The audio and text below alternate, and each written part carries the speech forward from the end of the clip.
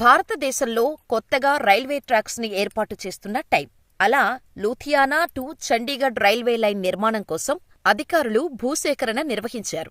ఈ క్రమంలో కటానా గ్రామంలో రైల్వే లైన్ కోసం భూమి ఇచ్చిన ప్రతి రైతుకు ఎకరానికి 25 లక్షల రూపాయలు చొప్పున పరిహారం ప్రకటించింది ప్రభుత్వం. ప్రకటించినట్టుగానే అందరి రైతులకు 25 లక్షల చొప్పున పరిహారం అందజేశారు సంబంధిత అధికారులు.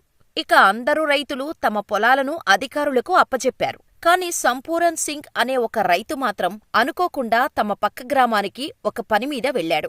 అయితే ఆ గ్రామంలో కూడా రైల్వే ట్రాక్ నిర్మాణం కోసం రైతుల దగ్గర నుండి ప్రభుత్వం భూమిని తీసుకుందని, పరిహారంగా అధికారులు ఎకరానికి 71 లక్షలు ఇచ్చారని తెలుసుకున్న సంపూరన్ సింగ్ తన గ్రామానికి వెళ్లి మిగిలిన వారితో ఈ విషయం చెప్పాడు. కాని దానికి అందరూ ఆల్రెడీ మనం మన పొలాలు రాసిచ్చేశాం, ప్రభుత్వాన్ని ప్రశ్నిస్తే ఇంకేమైనా ఉందా, ఆ డబ్బు కూడా లాగేసుకుంటారు, మమ్మల్ని వదిలేయ్, కావాలంటే నువ్వు వెళ్ళి అడుక్కో అని చెప్పి భయంతో సైలెంట్ అయిపోయారు.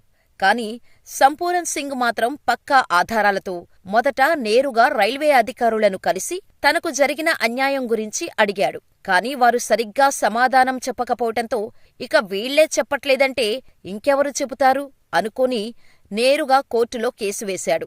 పక్క గ్రామంలో ఎక్కువ పరిహారమిచ్చి తనకు ఎందుకు తక్కువ పరిహారం ఇచ్చారంటూ న్యాయ పోరాటానికి దిగాడు సంపూరన్ సింగ్. పక్క గ్రామంలో ఇచ్చిన విధంగానే తనకు కూడా ఎకరానికి 71 లక్షలు ఇవ్వాలని డిమాండ్ చేశాడు.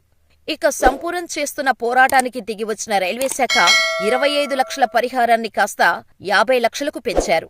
కాని సంపూరన్ దానికి ఒప్పుకోలేదు. అంతేకాకుండా ఇంతకంటే ₹1 కూడా ఎక్కువ ఇచ్చేది లేదు అని రైల్వే అధికారులు తెగేసి చెప్పేశారు. అయితే నేను కూడా కోర్టులో పోరాటం చేస్తూనే ఉంటాను అని సంపూరన్ అంతే గట్టిగా చెప్పాడు.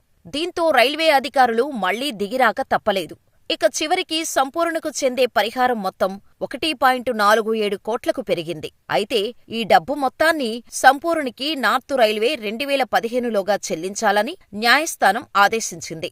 అయినప్పటికీ సంపూర్ణకి పూర్తిస్థాయిలో నష్టపరిహారం అందలేదు.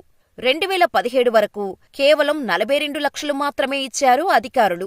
మిగిలిన డబ్బు కోసం రైల్వే అధికారుల దగ్గరకు సంపూర్ణ వెళ్లిన ప్రతిసారీ అదిగో ఇప్పుడిస్తాం, ఇదిగో ఇక్కడ పెండింగ్ ఉంది అంటూ ఇవ్వాల్సిన డబ్బును ఇవ్వకుండా లేట్ చేశారు అధికారులు. దీంతో మళ్లీ కోర్టుకు వెళ్లాడు సంపూరన్. తనకు చెల్లించాల్సిన మొత్తంలో కేవలం 42 లక్షలు మాత్రమే ఇచ్చారని, మిగిలిన పరిహారం ఇవ్వటం లేదని కోర్టు ముందు తన బాధను చెప్పుకున్నాడు సంపూరన్. ఉన్న భూమిని తీసుకొని పరిహారం మాత్రం ఇవ్వటంలో లేటెందుకు చేస్తున్నారంటూ రైల్వే అధికారులను కోర్టులోనే నిలదీశాడు సంపూరన్. కోర్టు తీర్పు ఇచ్చినప్పటికీ తనకు రావాల్సిన నష్టపరిహారం అందించలేదని సంపూరన్ చెప్పాడు. ఇక దీనిపై తీవ్రంగా స్పందించిన district sessions judge Jaspal Varma భారతదేశ చరిత్రలో కనీవినీ ఎరుగని తీర్పును వినిపించారు. Delhi to Amritsar Swarna Shatabdi express తో పాటు లూథియానాలోని స్టేషన్ మాస్టర్ ఆఫీస్ కూడా జప్తు చేయాల్సిందిగా ఆదేశాలు జారీ చేశారు. పరిహారం కింద వాటిని సంపూరన్ సింగ్ కు అందివ్వాలని తీర్పు ఇచ్చారు.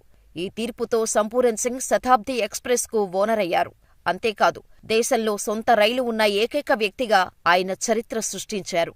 ఆ తర్వాత రైల్వే శాఖ పరిహారాన్ని అందించేందుకు ఒప్పుకోవటంతో న్యాయస్థానం తన ఆదేశాలను వెనక్కి తీసుకుంది. అయినప్పటికీ రైలుకు యజమాని అయిన వ్యక్తిగా సంపూరన్ సింగ్ మాత్రం చరిత్ర సృష్టించారు.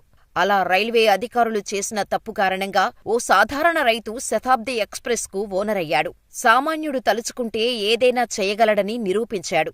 సంపూరన్ సింగ్ రైతు దెబ్బకు రైల్వే గిలగిలా కొట్టుకునేలా చేసిన సంపూర్ణ సింగ్ పై మీ అభిప్రాయమేంటో మాకు కామెంట్ చేయండి. ఇలాంటి మరిన్ని ఇంట్రెస్టింగ్ రియల్ లైఫ్ స్టోరీస్ కోసం మా ఛానల్ ని సబ్స్క్రైబ్ చేసుకుని పక్కనే ఉన్న బెల్ ఐకాన్ కొట్టేసి నోటిఫికేషన్ ఆన్లో పెట్టుకోండి.